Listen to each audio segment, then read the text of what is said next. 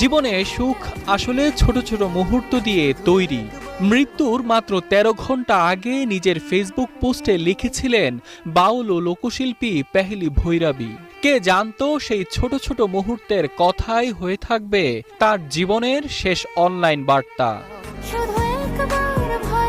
শুক্রবার সকালে ঢাকা সিলেট মহাসড়কে উসমানীনগরের কাশিকাপন এলাকায় ইউনিক ও বেঙ্গল পরিবহনের দুটি বাসের মুখোমুখি সংঘর্ষে ঘটনাস্থলেই প্রাণ হারান উদীয়মান ও বাউল লোকশিল্পী পেহেলি ভৈরাবী। মাত্র ২০ বছর বয়সে থেমে গেল সম্ভাবনাময় এই কণ্ঠশিল্পীর পথচলা।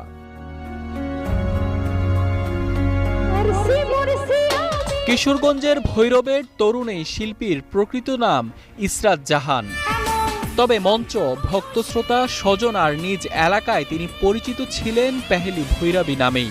লালনগীতি, বাউল ও বিচ্ছেদের গানের কণ্ঠে অল্প সময়েই সিলেট, হবিগঞ্জ ও মৌলভীবাজার সহ বৃহত্তর অঞ্চলের অসংখ্য শ্রোতার হৃদয়ে জায়গা করে নিয়েছিলেন তিনি।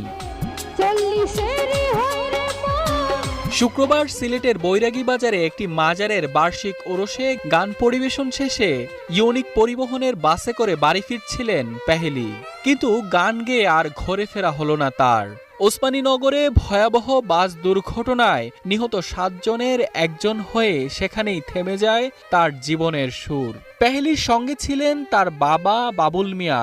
দুর্ঘটনায় তিনিও গুরুতর আহত হয়েছেন। বর্তমানে তিনি সিলেট ওসমানী মেডিকেল কলেজ হাসপাতালে চিকিৎসাধীন। এদিকে পেহেলির অকাল মৃত্যুতে লোকসঙ্গীত অঙ্গনে নেমে এসেছে গভীর শোকের ছায়া। যে কণ্ঠে লালন, বাউল আর বিচ্ছেদের গান শুনে মুগ্ধ হতেন অসংখ্য মানুষ, সেই কণ্ঠ এখন চিরদিনের জন্য স্তব্ধ। সাধারণত কোনো অনুষ্ঠানে একা যেতেন না পেহেলি। কখনো মা, কখনো বা বাবা থাকতেন তার সঙ্গী। এবারও বাবাই ছিলেন পাশে, কিন্তু সেই যাত্রাই হয়ে গেল তার জীবনের শেষ যাত্রা।